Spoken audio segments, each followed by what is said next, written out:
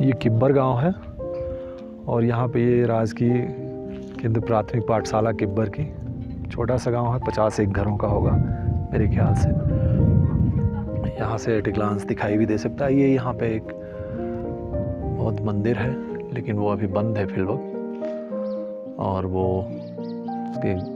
उसके गेट पे ताला लगा हुआ है। ये गांव है किब्बर।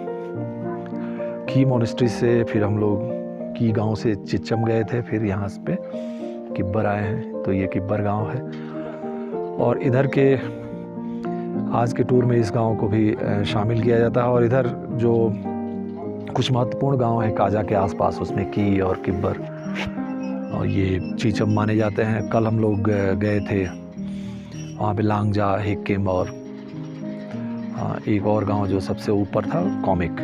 तो यहाँ पे आप किब्बर गांव में एक सराउंडिंग देखिए। यहाँ पे कई दिनों से 10 दिन पहले बर्फ़ पड़ी थी, तो सब चोटियों पे हम लोग जब आए थे 3 दिन पहले तो सब चोटियों पे बर्फ़ थी, लेकिन अब वो ज़्यादातर बर्फ़ मेल्ट हो गई है। रीना और स्वीटी धर्म चक्र को घुमा रही हैं। और यहाँ से ये भी देखिए कि ये जो चीचम गांव है वो भी यहाँ से एट ए ग्लांस आप देख सकते हैं, वो दिखाई दे रहा है। ये जो चीचम गांव है वो यहाँ से दिखाई दे रहा है। जो ब्रिज है वो नहीं दिखाई दे रहा है। ब्रिज चूँकि ये जो बड़ा टीला है उसके बगल में है और वो छिप गया है वहाँ से, लेकिन यहाँ से चीचम गांव दिखाई दे रहा है। तो पीछे मैं बता रहा था कि ये बर्फ़ पड़ी थी करीब 20 सितंबर के आसपास, लेकिन वो बर्फ़ अब मेल्ट हो गई है क्योंकि 10 दिन से बड़ी तेज़ धूप हो रही है यहाँ पे। और अनुमान था कि कल बारिश होगी, लेकिन फिर वो अनुमान अभी आगे चला गया है। तो बारिश अभी फिलवक्त नहीं हो रही है, अभी धूप होगी यहाँ पे। अब मौसम लोग बता रहे हैं कि नवंबर अक्टूबर में ऐसा ही रहेगा, थोड़ी थोड़ी कभी कभी बर्फ़बारी हो सकती है, बाकी धूप रहेगी। तो अच्छा है। हम लोग भी डरे हुए थे क्योंकि कुंजुम पास पार करना जो है बड़ा कठिन हो जाएगा अगर बारिश हो जाती, बर्फ़बारी हो जाती है तो वो बंद भी होने लगता है। तो ये राहत की बात है कि यहाँ पे मौसम साफ़ हो रहा है। जब से हम लोग 3 दिन से आए हुए हैं, आज तीसरा दिन है काजा में, और मौसम बड़ा खूबसूरत है। तो ये किब्बर गांव जो है ये लगभग 13 से 14 हज़ार फीट की ऊंचाई पे, 13-14 के बीच की ऊंचाई होगी कोई, जिस पे ये गांव है। और इसमें आने में गांव में जैसे क्या है आप देखें, छोटे छोटे घर हैं। हाइट मेरे ख्याल से घरों की जो छत की ऊंचाई होगी वो 8 फीट 9 फीट से कम ही है, 8 फीट मानिए। और ऊपर जो है वो बहुत मोटाई दी जाती है जनरली लोग अपने छतों को, और उस पे जो है चारे अपने रखते हैं। और जो दीवारें होती हैं वो भी 2-2 फीट चौड़ी होती हैं, मोटी होती हैं। उसमें नीचे अपने छतों में लोग जो है वो टिन लगाते हैं गर्म रखने के लिए, क्योंकि यहाँ पे तापमान अब नवंबर के बाद माइनस में लगातार जाने लगेगा। और रात का तापमान तो अभी भी माइनस में है इन गाँवों में, क्योंकि काजा में भी रात को कल 1 डिग्री था। तो यहाँ ऊपर काजा चूँकि 12,000 पे है, ये 13,500 पे हैं, तो यहाँ पे माइनस में तापमान, जिसे हम लोग कल गए थे कॉमिक में तो वहाँ पे -6 था रात का तापमान। दिन का तापमान वहाँ पे 5 या 4 डिग्री थी। तो इसलिए यहाँ पे घर इस तरह से बनाए जाते हैं कि गर्मी जो प्रिजर्व रहे वो निकले ना, क्योंकि गर्मी एक बार निकलने लगेगी तो बड़ा मुश्किल हो जाएगा।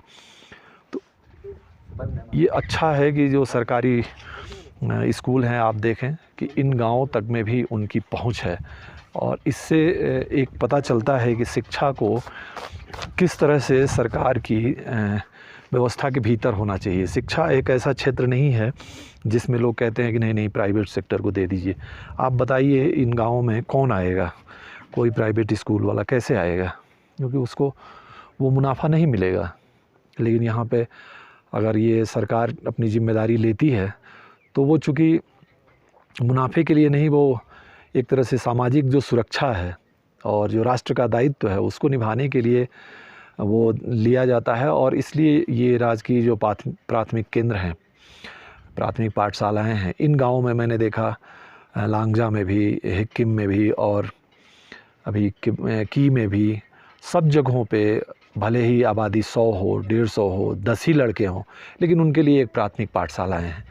तो ये राज्य ही है जो ये जिम्मेदारी उठा सकता है, और जो लोग इसकी वकालत करते हैं कि शिक्षा को भी निजी क्षेत्र में होना चाहिए, वो लोग दरअसल इन सब चीज़ों को नहीं समझ पाते, या उनका कुछ एजेंडा अपना हिडन रहता है जिससे इस एजेंडे के तहत वो ये लोग काम करते हैं।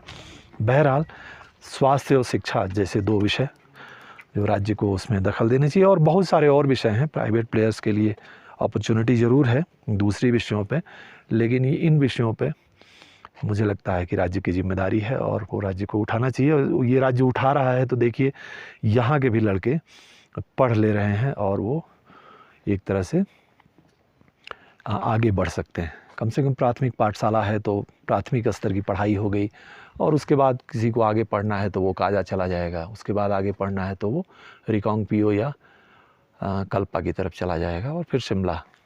तो इस तरह से एक चेन बन जाता है। लेकिन प्राथमिक पाठशाला का होना उस चेन को सबसे महत्वपूर्ण हिस्सा है और उसको बनाने में तो ये हम लोग भी इस धर्म चक्र को थोड़ा चला लें।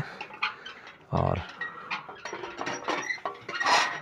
आप सबके लिए भी विजयादशमी शुभ हो, और सबके जीवन में ये जो बुद्ध की शिक्षाएं हैं, राम की शिक्षाएं हैं, मोहम्मद की शिक्षाएं हैं, भगवान महावीर की शिक्षाएं हैं, ईसा की शिक्षाएं हैं, सबके जीवन में उतरे और सबको उसका लाभ मिले।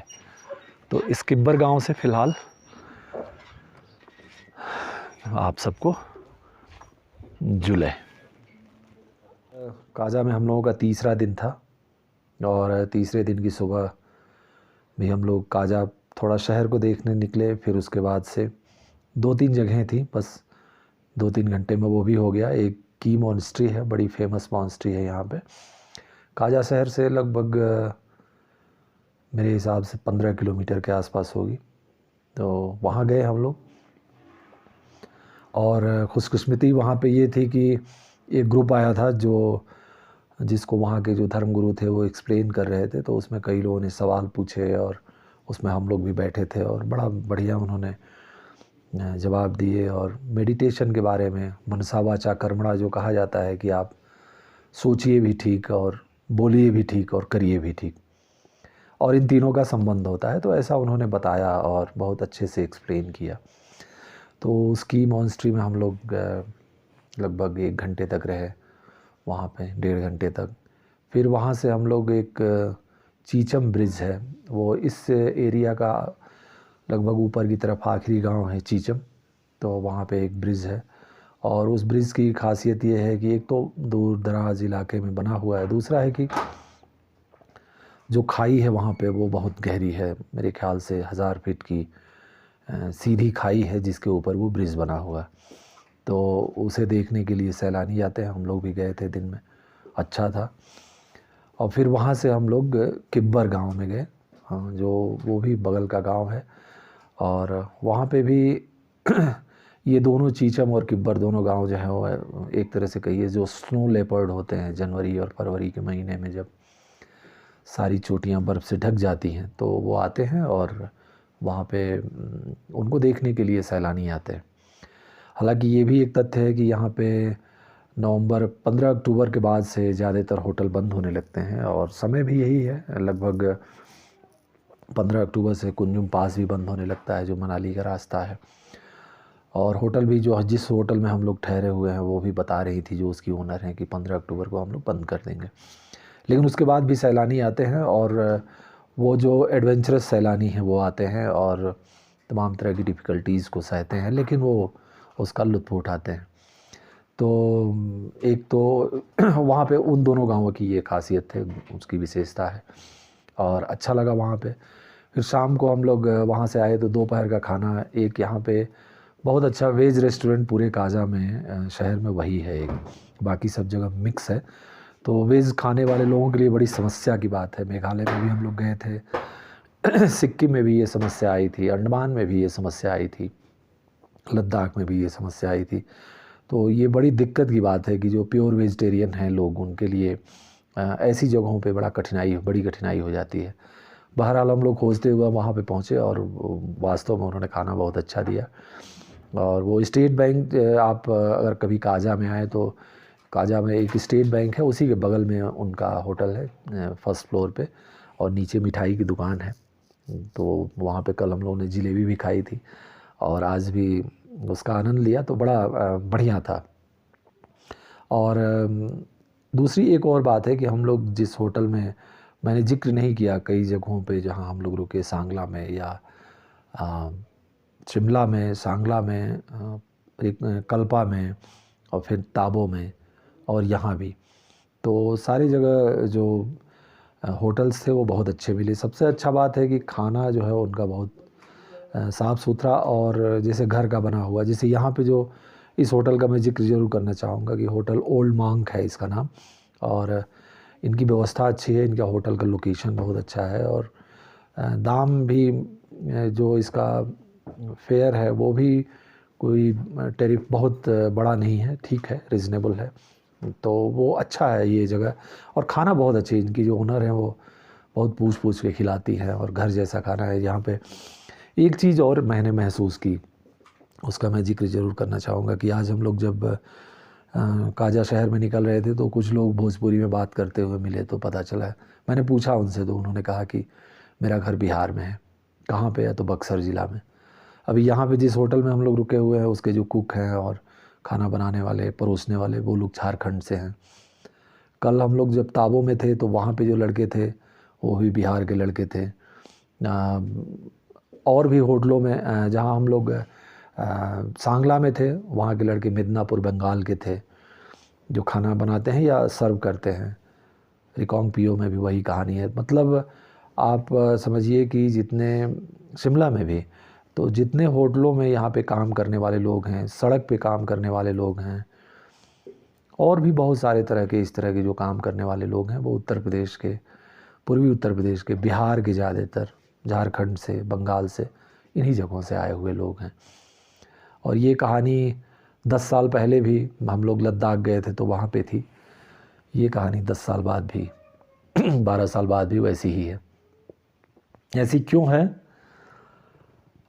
उत्तर भारत के लोगों में राजनीतिक चेतना तो बहुत है, पर फिर भी इस मामले में ऐसा क्या होता है कि उन सारे लोगों को काम की तलाश में इन दुर्गम और बहुत कठिन जगहों पे आना पड़ता है, उसके लिए मजबूर होना पड़ता है। अब आप सोचिए कि हम लोग 2 दिन 4 दिन के लिए आए हैं और कितनी सुविधाओं में कितनी दिक्कत है यहाँ पे, और वो लोग पूरी नौकरी यहाँ पे कर रहे हैं, जबकि वो लोग इस इलाके में पले बढ़े नहीं हैं और उन तमाम विषम परिस्थितियों को झेलते हुए यहाँ पे काम कर रहे हैं, कुछ अर्निंग कर रहे हैं। तो ये भी एक बड़ी विचित्र दास्तान है जो पूरे देश में लगभग, आप दुर्गम से दुर्गम इलाकों में जाए तो वही बिहार के, पूर्वी उत्तर प्रदेश के, झारखंड के और बंगाल के लोग आपको मिल जाते हैं, उड़ीसा के लोग। ऐसा क्यों होता है?